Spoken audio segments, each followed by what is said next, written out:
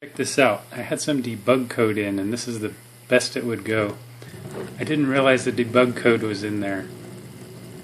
Finally, I figured out I had the debug code in there, so I removed it and listened to it.